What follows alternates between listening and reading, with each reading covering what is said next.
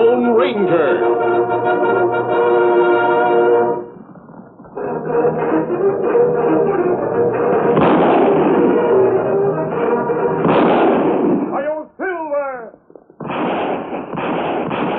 A fiery horse with the speed of light, a cloud of dust, and a hearty Hi-Yo Silver. The Lone Ranger.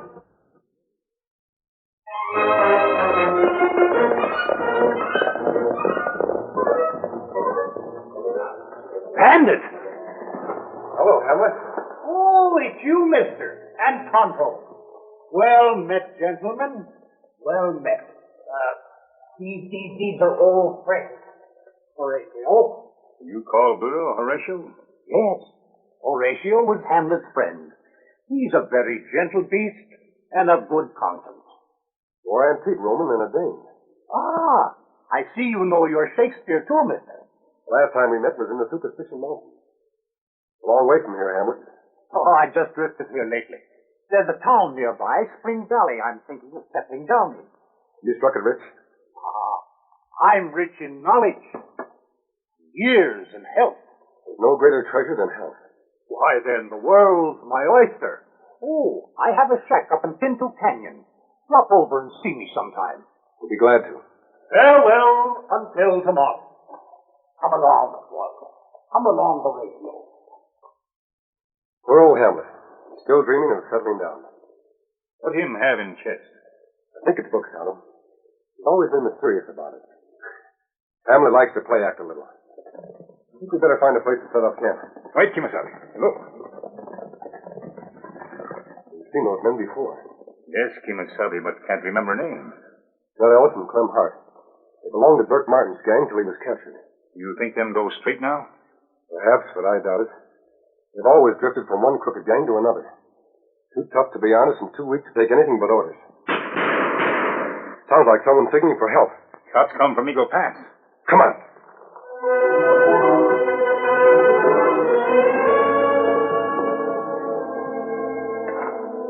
No use trying to hold me up, mister. Two other masked men beat you to it. Nothing left for you. We're not bandits. If we were, we could have ambushed you easily. Well, reckon that makes sense. What do you want? Some information. We'd better take a look at that wound. Tell me about the holdup. How much did they get? $10,000 in paper money, bound for the Spring Valley Bank. Paper money. There isn't much of that out here in circulation. Only the bankers and me knew about the money shipment. Arrangements had been made to send it by mail, so as to keep it secret. Yet someone found out about it.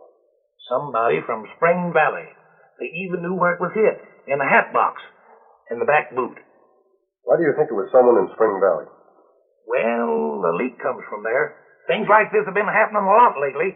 The town's got mighty unlawful since Sheriff Miller got shot. Shot? Yeah, murdered. Dry gulched. But his deputy, Jim Bryce, has taken over. But he's a young feller and inexperienced. I've heard of Sheriff Miller. He was a good law officer. I'm sorry to hear about his death. Lots of folks was. Well, I can make it to town now and give them the bad news.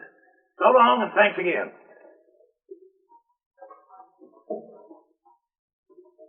Adios. Hiya! You think maybe Judd and Clem in on hold up? So they're working for someone who's smart enough to obtain secret information.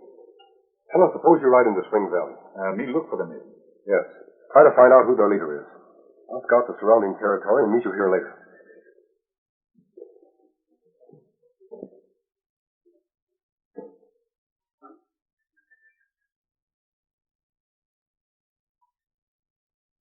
The boss. Gives me the creeps. Come on.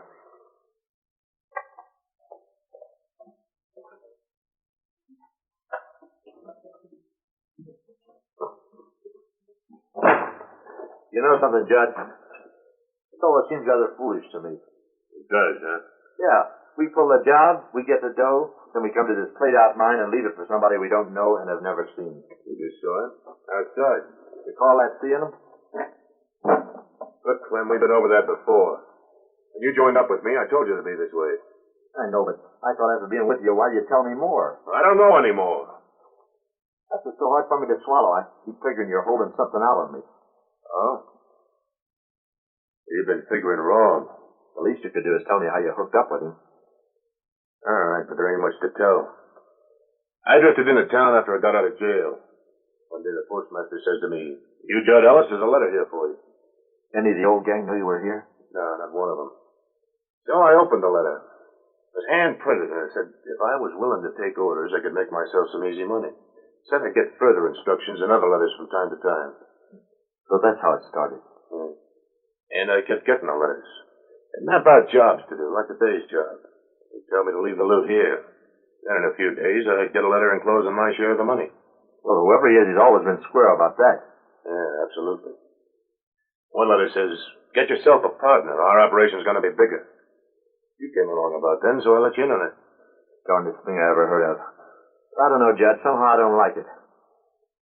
What do you mean? You've been doing all right, ain't you? Yeah, but supposing something goes wrong. We get nabbed. He's in the clear. We don't even know who he is. And you ever heard his voice? What's good about it? They can't pin a thing on us. We bring the loot here, it's never in our possession.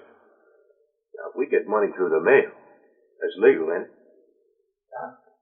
I tell you, Clem, whoever we're working for, he's got brains.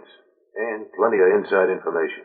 Say, you suppose there's someone right here in Spring Valley? I ain't supposing nothing. Let's get over to our layout. Then we can ride into town and pick up my mail. Senor Carson, I think the stage holdup will make big news for your paper, no? Oh, we've had too much of that kind of news, Jose. I'd like to print a story saying we'd arrested those outlaws. Hello, Bryce. Pick up the trail on those stagecoach bandits? I didn't find a sign of them, but I'll keep trying. I'll comb every hill and valley in the county for them. Folks here of us getting kind of impatient with the situation. I don't blame them. Criticizing me won't help any. I want to make good on this job more than anybody. For the town or for that girl you're going to marry? For both, of course. All right, I'll just say you're working on some clues that'll lead to an arrest. I'm getting mighty tired of reading that story. Howdy, Jeff. You got any clues, Bryce? Not exactly. I'm doing my best. But I'm up against some extra smart criminals, seems like. They're getting awful active. Since I bought this store 3 months ago, I've seen more lawlessness here than any town I ever lived in. Oh, I'm not blaming you, son. It's up to all of us to stand behind you. That's right, Wheeler. Good morrow, gentlemen. Postmaster, has a missive arrived for me? You mean a letter? I'll see. Nope, nothing for you today, Mr. Jones. You expecting something important? Yes. A letter from the assay office over in Oroville. It sounds like you struck it rich. There is a tide in the affairs of men which, taken at its flood, leads on to fortune. Fortune? Then you have made a strike. When is the next mail due? The day after tomorrow. Sure hope your letter's in it. Thank you. And good day. Uh-huh. He sounds like a man who's coming into money. Jose, I'll be in the back room a while.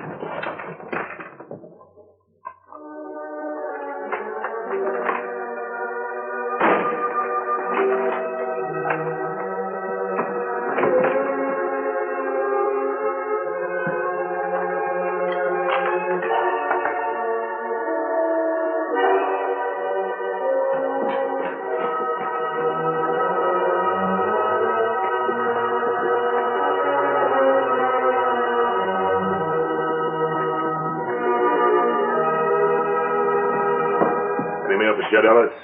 I cannot tell. Only Senor Wheeler can handle the letters. Oh, are you looking for mail? Yeah. Now, let's see. Don't tell me. Let me think. You're Judd Ellis. That's right. Got a pretty good memory. Now, take a look. You fill the list? Nope, nothing here for you. Wait a minute. I'll take a look in the drop here. Yeah, here's one for you. Oh, wait a minute. It's got to be postmarked first. Hey, you're that anxious, you must be expecting money. From a rich uncle? You're too nosy to suit me. That's how I get to know things. Being nosy. There you are.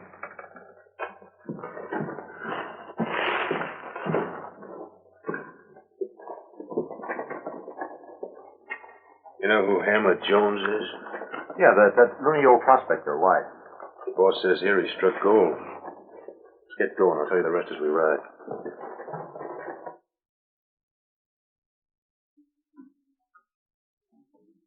Breathe. What do you want here? Oh, this here box. Well, there's nothing in there that'll do you any good. I'll show you. Keep back. Who steals my purse steals trash. Crazy old galoot. Oh! You weren't ordered to shoot him? We weren't ordered to get shot at either. All right. Give me a hand with the chest. Let's clear out of here. Yeah, this stuff's heavy. Sure it's heavy. Gold weighs considerable. Go. The judge gets his orders by mail.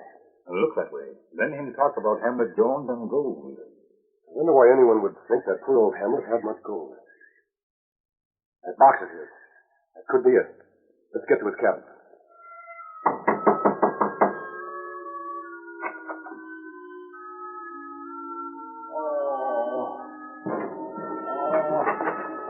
Him shot. He's been wounded badly. Let's get him on the cot.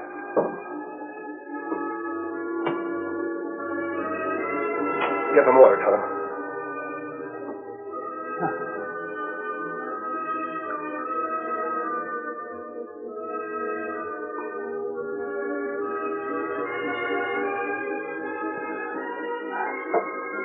Who did this, Hamlet?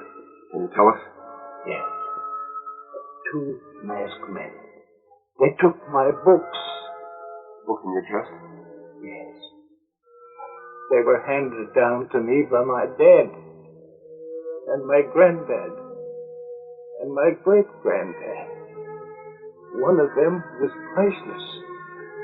But the thieves won't know it. Take it easy, Hamlet. I intended to give it to a museum. It's a first edition of Shakespeare. I must get it back. We'll get the books, Hamlet. We are such stuff as dreams are made of. And our little life is rounded with a sleep.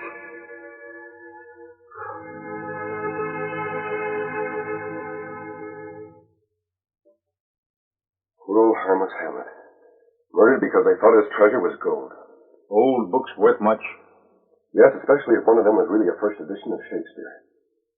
Then that might be one of Hamlet's dreams. Wait a minute. Here's a loose title page from one of the volumes. He must have been getting ready to paste it. Hamlet was right. There's the date, 1602. First edition folio was printed from 1602 to 1607. Crooks not know this. Maybe them destroy books. More than likely they'll be thrown away as worthless. Miss Sabi, you think Clem and Judd killed Hamlet? Yes, I'm practically certain of it. But there's only one way we can make a case stand up against them in court. How? We must catch them with the evidence. The books. But you say maybe them throw books away. Perhaps we can make them lead us to the books. How we do that? By letting them and their boss know the books are valuable. Now I have a plan. I'll need the cooperation of the law. You ride to Spring Valley. Bring the deputy sheriff here. Me go. Hurry. Books. Maybe there's paper money in between the pages. Yeah. Not a dollar. Why would the guy want to tote this stuff around? He's plumb loco, that's why. What are we going to do, burn him? Now we'll leave him here for the boss to see. He thought this chest had gold in it. He's got a surprise coming. You said you found him dying. That's right. He said 2 masked men had been here. Box of books were gone. Books. Everybody thought there was gold in that box. What made everyone think so? Well, the way Hamlet acted, he did some mighty fancy talking about settling down and having a fortune. He lived in a world of dreams. His fancy talk was only quotations from Shakespeare. How do you know all this? I've known him for a good many years. How do I know you didn't kill and rob him? If I had, would I have asked you to come? Well, I reckon not. But there's been some mighty funny goings-on around here. If you're an honest man, why do you wear a mask? There are dishonest men who don't wear masks. I suppose so. But I want to see a man's face when I do business with him. What I have to say is more important than how I look. You want to arrest Hamlet's killers, don't you? There isn't anything I want more. I think you can do it if you'll tell Carson to report this in his paper. That the stolen books included a first edition of Shakespeare, worth more than $10,000. You think anyone would believe that? It's true, Bryce. Well, you sound convincing. The studio might be up to some kind of a trick. It is a trick. Make the killers show their hand. You know, there's something I like about you, mister. I'm going to trust you. I'll go see Carson tonight, and that story will be in tomorrow's paper. Thanks, Bryce. If the killers go for this bait, your local crime wave will come to an end. Who would have thought that old crackpot would have owned such a valuable book? Carson, I bet Shakespeare's popularity has taken a big jump around here. That's right. People who can't even read are out searching for that volume. Is it possible, senor, for a book to be worth so much dinero? Indeed it is, Jose. Carson, where'd you get your information? That's a newspaper man's secret. Well, if I had the use of my legs, I'd be up in those hills right now looking for those books. I believe you. I'm keeping my eyes peeled for them.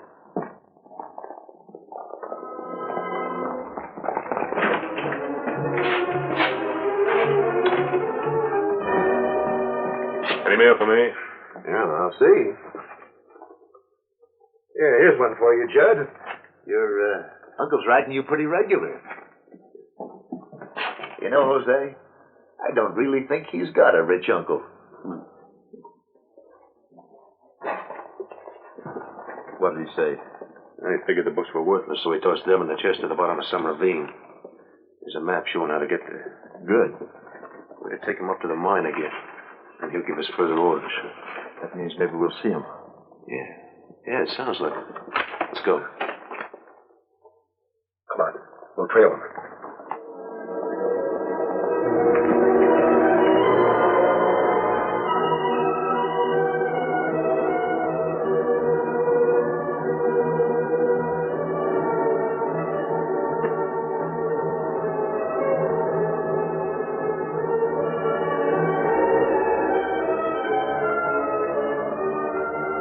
Good. They're all here, Clem. Get your hands up. Carlo, take his gun. What is this, boss? A double cross? He ain't the boss. Wearing a different mask and different clothes. That's right, Judd. Who is your boss? You'll never find out from us, because we don't know. You get your orders by mail and you've never seen him? Only at a distance, and wearing a mask. I was hoping he'd be here to meet you. Carlo, tie them up. Take the books outside, Tano, and bring up the horses. Meanwhile, I'll search these men.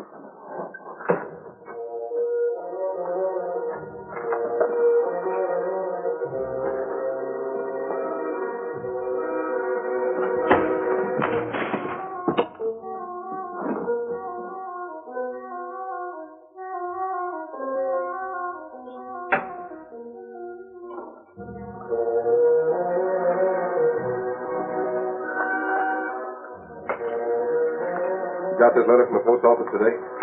Yeah.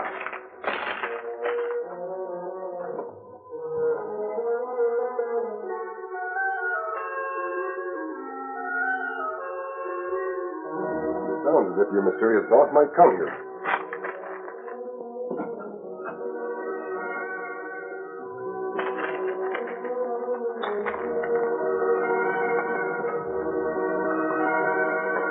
Carlo!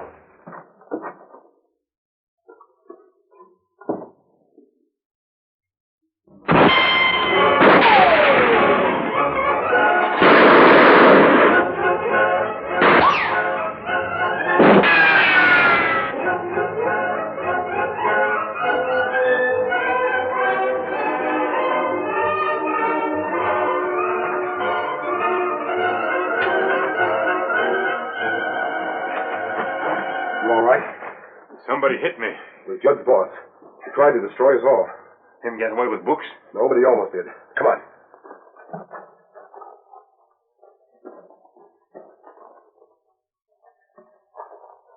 Red clay plenty sticky, Kimosabe. Many footprints. That won't help us now. Unless the footprints belong to the man I think wrote this letter. Who do you think wrote letter? The postmaster. Who else could put it through without it being postmarked? Well, maybe letters slipped through by mistake.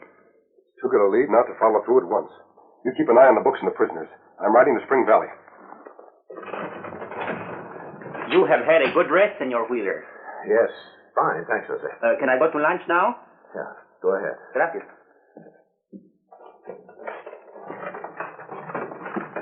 Mr. Wheeler? Masked Bandit. How'd you get in my bedroom? Same way you did. Through the tunnel from your barn. Don't know what you're talking about. I think you do. You give Jud Ellis this letter today? I reckon I must have. I handle all the mail here. Perhaps you can tell me how Ellis got it without it being postmarked. Kind of careless of me, wasn't it? Yeah, things like that do happen at times, though. Look out, Wheeler! I see you still have red clay on your boots. Smart, ain't you?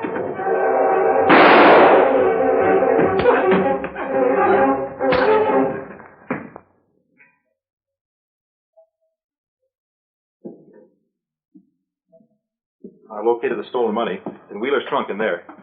This town owes you a lot, mister. I'll feel well rewarded if Spring Valley has kept a good, decent, progressive town. I'm sure you'll be the kind of sheriff to keep it that way. I'll do my darndest. In a couple of weeks, I'll be a Mrs. Bryce to give me a little help. Well, congratulations. Thanks. Price, look at this. A Philadelphia museum wants to buy Hamlet's first edition of Shakespeare, and they'll pay plenty. Hamlet wanted his books to go to the museum. Who'll get all the money? Spring Valley. Create a fund, develop the town, help the new settlers. Oh, that's great. He's gone. Isn't that just like him to slip out so quietly after all he's done for Spring Valley? You know, I've got a hunch you know who that masked man is. I do. The Indian told me, Ed. And you can print this in your front page. He's the Lone Ranger.